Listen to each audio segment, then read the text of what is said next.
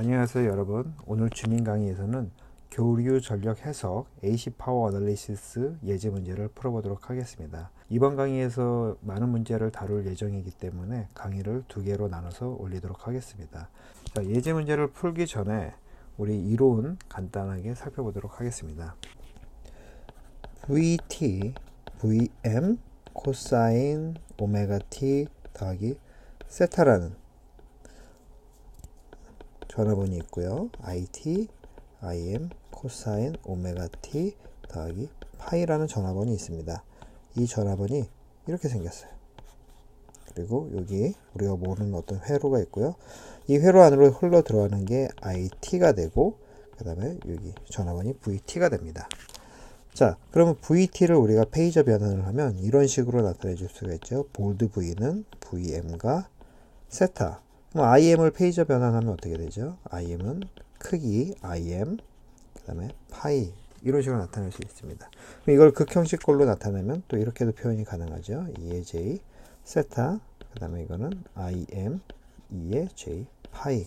자, 그러면 우리 이거 instantaneous power, 즉 순시 전력은 어떻게 구하는 거죠? 식이 VT 곱하기 IT로 나타날 수가 있죠. 이걸 뭐라고 하느냐? 순시 전력. 자, 그럼 우리가 순시 전력을 구하면 또 뭐를 구할 수 있습니까? 평균 전력, average power를 구할 수 있는 거죠. 근데 우리가 지금 사인파를 다루기 때문에 average power라는 건 어떻습니까? 한 주기에 대해서만 우리가 평균 전력을 구하면 이 전체 반복되는 신호의 전체 전력, 즉 평균 전력을 구할 수 있다는 얘기를 했죠. 그러면 에버리지 파워의 식이 어떻게 됩니까? AV는 T분의 1, 0부터 T. T는 이제 주기를 의미합니다. 그 다음에 instantaneous power, IN이 오겠죠. 그 다음에 이것이 DT. 이게 이제 에버리지 파워의 식입니다. 그래서 우리가 정의한 여기 VT, IT를 대입을 해주면 어떻게 되겠습니까? 이런 식으로 표현이 가능하겠죠. 세타 빼기 파이가 됩니다. 자, 그러면 우리 이 경우 한번 볼까요? 만약에 인덕터의 경우, 인덕터에 걸리는 평균 파워는 어떻게 된다? 0이라는 거죠. 왜 0이죠? 그거 한번 살펴볼게요. 자, 인덕터에 대한 우리가 페이저 변환이 이렇게 됩니다. 이걸 뭘 의미하는 거냐면, 자, 우리가 이걸 쓰면 V는 결국 2의 J 90도 곱하기 I가 되는 거죠. 근데 V가 아까 제가 뭐라고 했습니까? 요거라고 했잖아요. 즉, 그리고 I는 요거라고 했죠. 그럼 이거 그대로 가져다 쓰면 어떻게 되냐면 VM 2의 J 세타 2의 J 90도 더하기 I는 IM 2의 J 파이 이런 식으로 표현이 가능한 거잖아요. 아, 여기 오메가가 빠졌네요. 오메가. 그러면 우리 각도로만 보면 세타는 어떤 관계식입니까? 90도 더하기 파이. 그러니까 이거는 세타 빼기 파이는 90도가 되는 거죠. 자, 그럼 캐패시터는 어떻게 되겠어요? 캡의 경우도 우리가 이런 식으로 인덕터 구하는 것처럼 하면 관계식이 이렇다는 거 아마 여러분이 유도할 수 있을 겁니다. 자, 그러면 인덕터하고 캡에서 걸리는 평균 전력이 얼마라는 걸 알 수가 있죠? 0이라는 걸 알 수 있죠. 0. PAV는 0. 자, 그러면 저항의 경우는 어떻습니까? 이렇게 이런 관계식 같죠? 즉 R은 실수이기 때문에 어떻게 됩니까? 세타하고 파이하고 같게 되는 거죠. 그럼 세타 빼기 파이는 0이 되니까 0디그리가 되니까 이 0디그리를 코사인에 대입하면 저항에서의 평균 전력은 2분의 1 VMIM으로 나온다는 거 여러분이 알 수 있습니다. 자, 인덕터 캐패시터의 평균 전력은 0입니다. 그 대신에 저항에서의 평균 전력은 2분의 1 VMIM이 된다. 오메 법칙에 의하면 이런 식으로 되잖아요. 그래서 이걸 대입하면 어떻게 표현이 가능하냐면 2분의 1 IM 제곱 R 혹은 2분의 1 R VM의 제곱 이렇게 표현이 가능합니다. 그리고 이거는 어떻게 쓴다고 했죠? 와트를 써준다고 했어요. 자, 그러면 우리 이거를 더 확장하면 이런 식으로도 확장이 되는 거예요. IM이라는 게 뭐라고 했죠? 크기를 의미하는 거예요. 크기. 요거 크기를 의미하는 거고 VM은 뭘 의미하냐? 이거 크기를 의미하는 거예요. 그럼 이거 크기만을 따져주면 어떻게 해야 됩니까? 절대값 씌워주면 되는 거죠. 즉 페이저 변화나 이 볼드의 절대값을 씌우면 이게 IM이라는 데는 IM이라는 의미고, 그 다음에 V, 이 볼드 V에 절대값을 씌워주면 어떻게 되냐? 이게 VM이라는 의미가 된다. 그래서 이거를 우리가 2분의 1 I의 제곱 R 혹은 2R분의 절대값 볼드 V의 제곱, 이런 식으로도 우리가 표현이 가능하다는 거 배웠습니다. 자, 그럼 우리 average 파워를 더 확장해 볼까요? 2분의 1 VM IM이 된다고 했고, 이게 코사인 세타 빼기 파이가 됐어요. 어느 경우에 우리 신호가 이런 예제에서 이렇게 표현이 된다고 했습니다. 그러면 이게 지금 실수값이잖아요. 그러면 여기 우리가 오일러 공식을 쓰기 위해서 하나의 과정을 거쳐줍니다. 하고 더하기 J 2분의 1 VM IM 사인 세타 빼기 파이, 이렇게 해주는 거예요. 그럼 오일러 공식을 적용해보면 어떻게 되느냐? R2 2분의 1 VM IM 2의 J 세타 빼기 파이, 이런 식으로 표현이 됩니다. 그리고 이걸 나타내주면 R이, 이거를 보기 좋게 표현해주면 VM 2의 J 세타가 되는 것이고, 루트 2 IM 2의 빼기 J 파이, 이런 식으로 나타낼 수가 있어요. 자, 여기 우리가 허수값을 넣었기 때문에 그 허수값이 있는 거를 제거시켜주면 우리가 실수를 얻는다 라는 의미에서 우리가 이 표시를 해준 거고요. 자, 그러면 여기 안에 있는 거, 이걸 우리가 뭐라고 부르냐? 컴플렉스 파워라고 부른다고 했습니다. 컴플렉스 파워, 복소 전력이죠. 복소 전력. 자, 그래서 복소 전력을 우리가 S로 표현하고, 이거를 루트 2VM의 2의 J 세타 루트 2의 IM 2의 마이너스 파이, 이렇게 표현해 준다는 거 우리 배웠습니다. 자, VM 2의 J 세타는 어떤 표현이죠? 요 표현이죠. 요거. 그 다음에 IM 2의 마이너스 파이는 뭡니까? 요 표현이긴 한데 허수에 마이너스가 들어갔어요. 그럼 이거 뭐라고 했죠? 컨주게이트가 된다고 했죠. 컨주게이트. 복소 켤레가 된다고 했잖아요. 그럼 이게 J 파이가 된다는 거. 그래서 이걸 우리 간단하게 나타내주면 V 루트 2 I 루트 2가 된다고 했습니다. 자, 그러면 우리 요거는 뭐가 됩니까? 요거는 RMS가 또 되는 거잖아요. 그래서 V RMS 2의 J 세타, 그 다음에 I RMS 값 2의 마이너스 J 파이, 이렇게도 되고, V RMS 세타 곱하기 I RMS 마이너스 파이, 이런 식으로도 우리가 표현이 가능하다고 했어요. 그래서 문제 풀 때 뭐를 주의하라고 했죠? 문제 여기 어떤 볼테이지 소스, 즉 전화번이 있을 때 이게 VRMS로 나왔는지, 아니면 단순히 VT라고 해서 어떤 VM 코사인 오메가 T 더하기 세타로 표현이 됐는지를 여러분이 확실히 알고 있어야 돼요. 하고 어떤 세타가, 즉 이거의 페이저는 뭡니까? VM의 세타잖아요. 이거는 이미 VRMS 파이가 나온 거잖아요.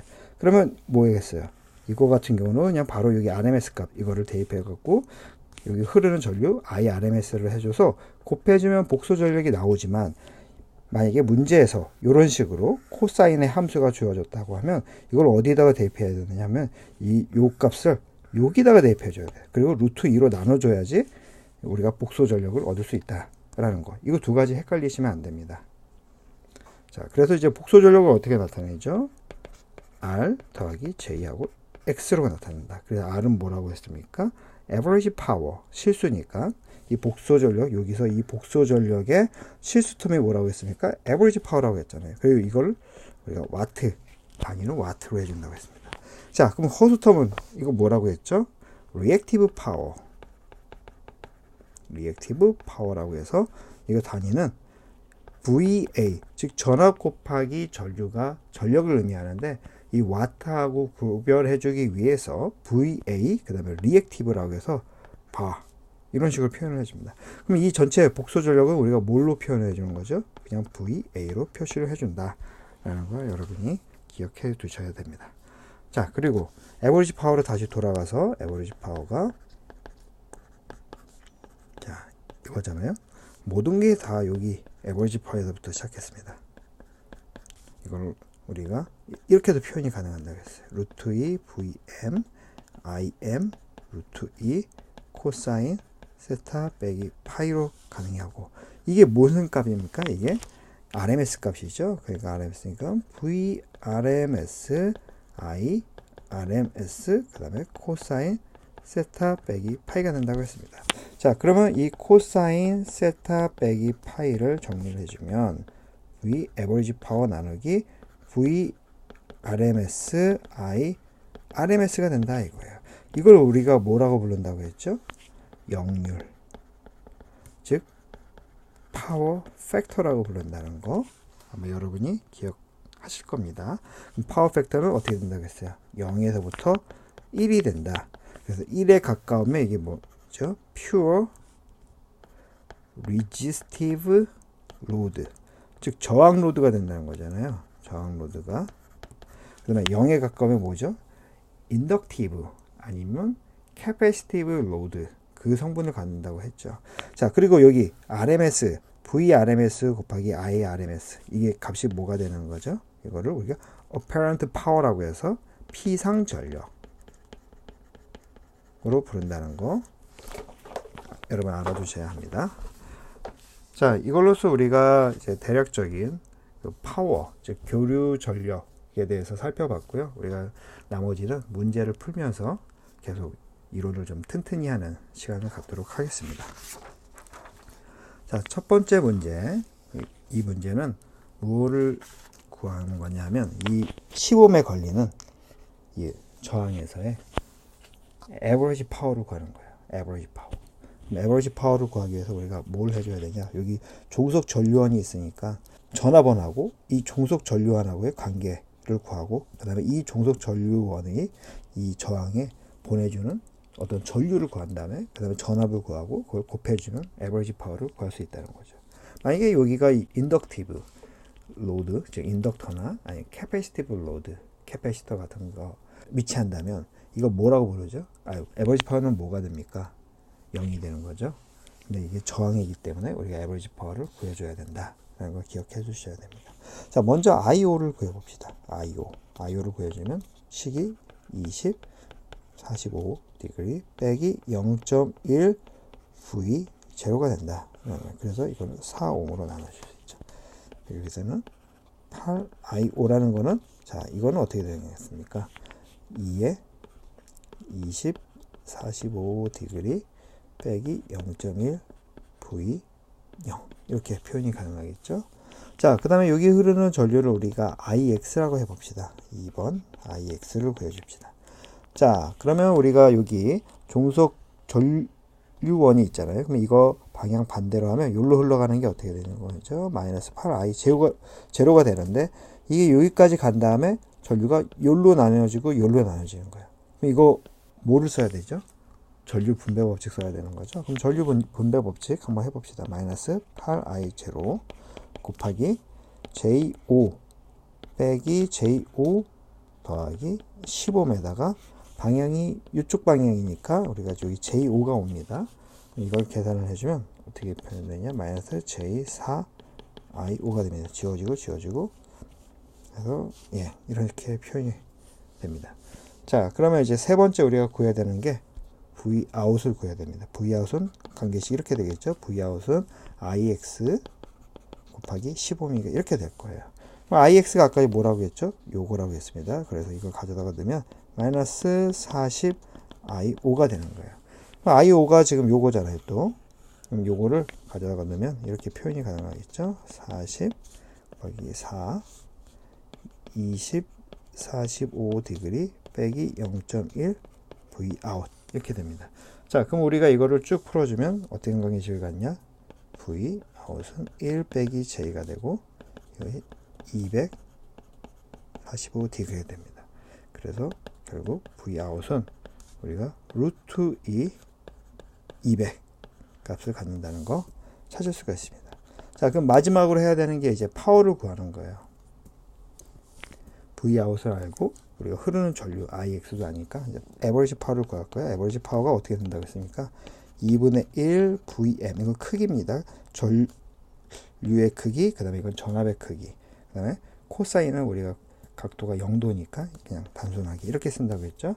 자, 그럼 우리 오메 법칙 적용하면 어떻게 된다고 했습니까? 오메 법칙은 2R VM의 제곱이 된다고 했죠. 그럼 이거는 크기를 나타내는 거니까 결국 요 양단에 걸리는 전압, 즉 볼드의, 즉 페이저 변화인데 이 볼드의 제곱하고도 같다라는 얘기 여러분이 기억하실 겁니다. 자, 그러면 우리 여기 구했잖아요. 요 값을 그대로 대입을 해주면 이게 15이니까 20분의 1이 되고 요거는 제곱이니까 200의 제곱 2가 되는 거죠. 그러면 40 나누기 200의 제곱은 이거는 얼마냐? 1000W가 나온다는 거 여러분도 확인하실 수 있을 겁니다. 자, 뭐 이거는 그렇게 어려운 문제는 아니에요. 여러분이 1학기 때 배웠던 키르히호프 법칙 같은 걸 잘 응용을 한다면 충분히 풀 수 있는 문제입니다. 자, 뭐 에버리지 파워의 정의가 이렇다는 거, 그 다음에 이게 VM이 이렇게 변한다는 거 여러분이 알아두시면 여기 Vout을 단순히 계산을 한 다음에 그냥 대입을 해줘서 풀 수가 있다. 자, 그럼 두 번째 문제 풀어볼까요? 두 번째 문제는요, 여기 이 전류원에서 전류를 생성하는데 여기 저항에 최대 전력을 전달하기 위한 이 저항값이 뭐냐 이거예요. 최대 맥시멈 파워 트랜스퍼가 되는 거죠. 자, 맥시멈 파워 트랜스퍼 하면 기억나는 게 뭡니까? 테브닝 등가회로잖아요. 그래서 여기 VTH가 있고 그 다음에 이퀴벌런트 저항, 테브닝 등가회로 이퀴벌런트 저항을 구해준 다음에 우리가 어떤 ZL이라는 로드를 갖다 냈을 때 이거 어떻게 된다고 했죠? ZL이 최대가 되려면, 즉 VTH에서 발생하는 전압이, 즉 전력을 생성하는 거잖아요. 여기 전류가니까 이 전력을 생성하는 게 손실을 최소화하면서 우리 집에 있는 냉장고 같은 그 로드 부하단에 최대의 전력을 전달하기 위한 관계식이 어떻게 되냐 했을 때 이런 식의 관계식을 갖는다는 거 여러분이 아마 기억하실 겁니다. 즉 컨주게이트 관계라는 거잖아요. 즉 ZTH가 어떤 X 더하기 J, Y라고 하면 이거의 컨주게이트면 어떻게 되는 거죠? 즉 허수값에 마이너스가 붙는다는 거잖아요. 즉 그래서 이게 맥시멈 파워 트랜스퍼를 하기 위한 로드 값이 돼야 된다 라는 걸 우리가 배웠습니다. 그럼 이걸 가지고 우리가 실제 문제 한번 풀어볼까요? 자, 제일 먼저 우리가 테브닝 등가 회로를 그려야 된다고 했잖아요. 그러기 위해서는 로드단을 처음에 어떻게 해야 되는 거죠? 제거시켜 줘야 되는 거죠. 제거시켜 주면 어떻게 됩니까? 한번 그려볼까요? 자, 그냥 4A가 가고요. 여기 마이너스 J10이 있습니다. 옴은 생략할게요. 여기도 40옴이 있고요. 근데 여기 걸리는 게 V1이 되는 거죠. 자, 종속 전류원 V1에 관한 종속 전류원이 이렇게 되어 있습니다. 그리고 인덕터가 이렇게 있고 J20옴이 있습니다. 이때 양단에 걸리는 전압이 우리가 VTH라고 해줍시다. 여기 플러스 마이너스. 그리고 이거를 우리가 0 그라운드라고 우리가 잡읍시다. 레퍼런스예요. 자, 그럼 VTH가 보면 뭐랑 같습니까? 이거 다 병렬이잖아요. 여기 병렬, 여기도 병렬. 그리고 전압이 뭐랑 같다는 거 알 수 있죠? 아, V1과 같다는 거 알고 있어요. 그러면 결국 우리가 VTH를 구하는 거는 V1을 구하는 거랑 똑같아요. 그럼 한번 볼까요? 우리가 여기 전류원이 있고 전류원이 있는데, 그리고 나머지는 뭐가 있죠? 전압은 또 없고, 나머지는 다 임피던스, 즉 저항 성분만 있네요. 그러면 전류원이 있고 저항 성분이 있으니까 이 두 개를 곱하면 뭐가 나옵니까? 전압이 나오는 거죠. 자, 그러면 이거 이렇게 정리가 가능하겠죠? 4 되고, 자, 전류원도 이렇게 표시를 해줘. 이렇게 표시해주니까 여기 마이너스 V1 40이 된다 이거죠. 그래서 이게 딱 해서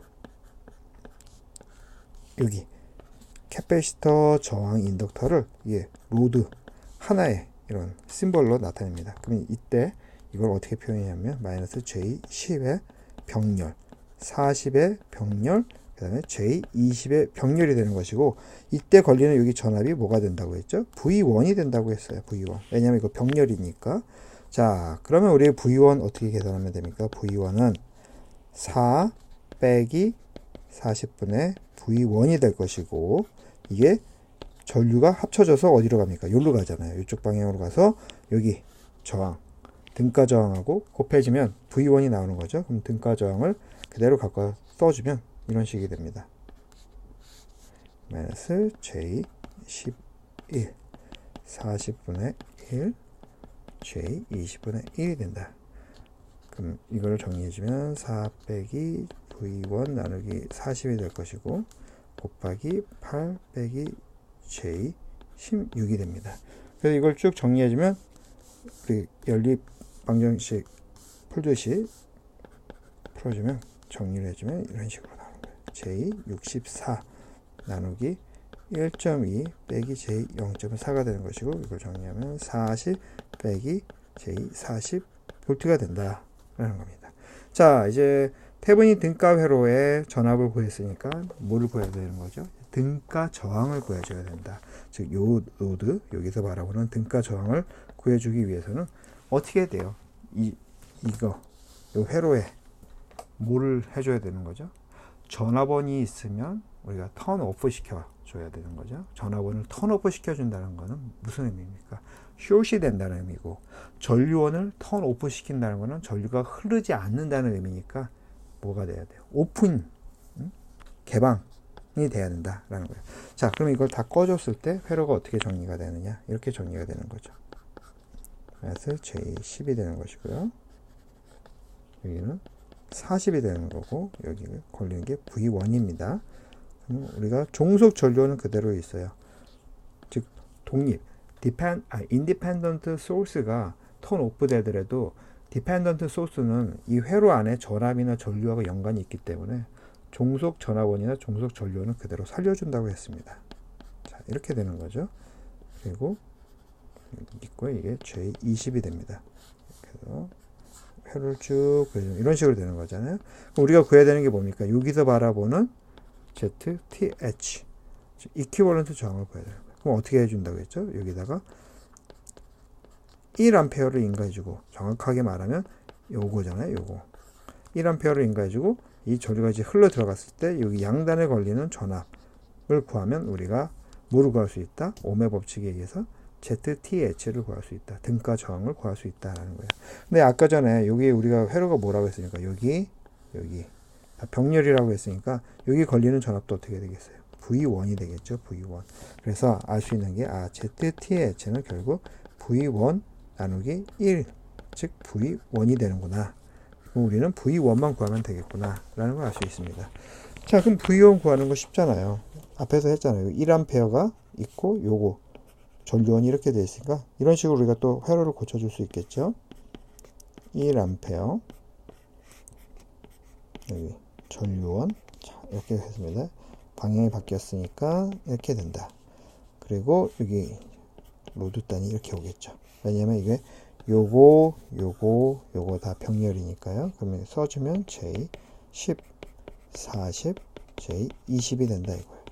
그리고 걸리는 전압이 이때 여기가 플러스 마이너스 뭐라고 했죠? V1이라고 했습니다. 자, 그럼 우리 계산 한번 해볼까요? V는 어떻게 됩니까? 전류원이 1A 빼기 40분의 V1이 돼서 이게 요거 등가 회로, 등가 저항이죠. 그거하고 이렇게 곱해주니까 이런 식으로 된다 이거예요. 자, 그래서 우리가 이거를 정리해주면 1.2 빼기 0.4 V1이 되고 8 빼기 J16이 됩니다. 그렇기 때문에 우리가 구하고자 하는 V1은 10 빼기 J10옴으로 나타낼 수가 있는 거죠. 자, 그렇다면 우리가 뭘 해야 되는 거죠? 이제 태분인 등가 회로를 한번 그려볼까요? 태분인 등가 회로 그려주면 자, 이런 식으로 나오겠죠. 이렇게 나오고 이게 뭐냐 하면 이건 10 빼기 J 10옴이 되는 것이고 여기는 뭐라고 했죠? 앞에서 40 빼기 J 40 볼트가 된다고 했습니다. 그래서 여기 우리 아까 처음에 잠시 보내버렸던 저항 R을 가져다 붙입니다. 그럼 이때 맥시멈 파워 트랜스퍼를 위해서는 이 R 값이 어떻게 돼야 되는 거죠? 10 더하기 J 15미 돼야 되는 거죠. 그렇죠. 왜냐하면 컨주게이트 관계, 복수 켤레 관계가 성립돼야 되기 때문에 이렇게 된다라는 거 알 수 있습니다. 그럼 이때 여기 에버리지 파워가 얼마냐 이거예요. 이 R에 걸린 에버리지 파워. 그럼 이 에버리지 파워가 지금 구하기 위해서 먼저 살펴볼 게 이게 저항 성분이죠. 실수값이고. 그럼 이건 뭡니까? 이게 플러스가 있으니까 인덕터 성분이구나. 그럼 인덕터의 에버리지 파워는 어떻게 되는 거죠? 0이죠. 그럼 우리가 구해야 되는 거는 이 15에 걸리는 평균 전력 에버리지 파워를 구해주는 거예요. 에버리지 파워 공식이 이렇게 된다는 거 앞에서 배웠습니다. 제곱 R이 되는 거예요. 여기 그때 IX는 요걸 의미합니다. 즉 IX의 제곱 곱하기 R이 된다 이거죠. 자, 여기 IX는 볼드라는 거. 왜 볼드가 되는지 앞에서 계속 설명을 했습니다. 그러면 우리 이게 15미니까 5 곱하기 IX, 즉 크기의 제곱이다. 그럼 IX는 어떻게 구하면 됩니까? IX는 뭐 그냥 오메 법칙 사용하면 되는 거잖아요. 40 빼기 J 40.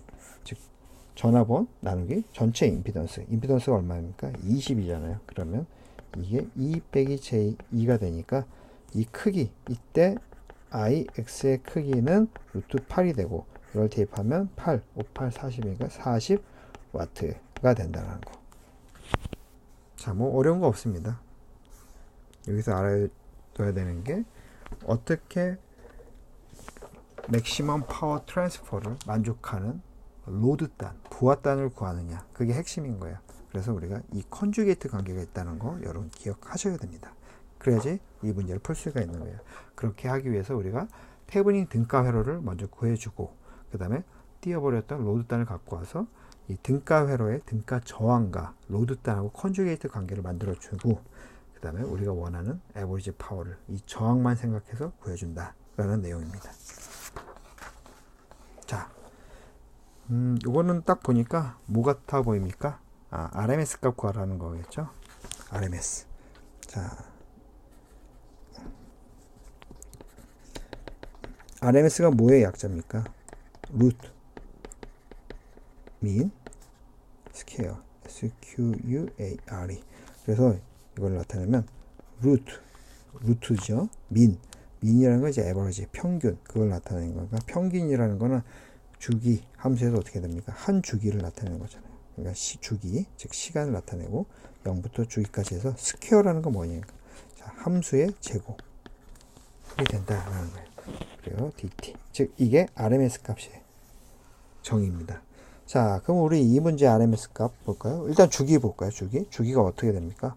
0에서 5까지 되고 또 5에서 10까지 하고 t가 5초마다 반복되는구나 라는 걸 알 수가 있습니다. 그러면 VT라는 거 한번 보여볼까요? VT는 어떻게 되겠습니까? 처음에 4T가 될 거야. 어느 구간에서? 0초에서 2초까지 구간에서 되는 거고 그 나머지 2초에서 3초 구간은 어떻게 됩니까? 5초죠? 5초까지 구간은 어떻게 됩니까? 0이 되는 거죠. 0. 자, 그러면 이 함수를 그대로 여기다 대입시켜주면 자, 주기 t가 5라고 했습니다. 그러면 자, RMS 값은 5분의 1 0부터 5가 될 것이고 자, VT의 제곱 DT가 올 거예요.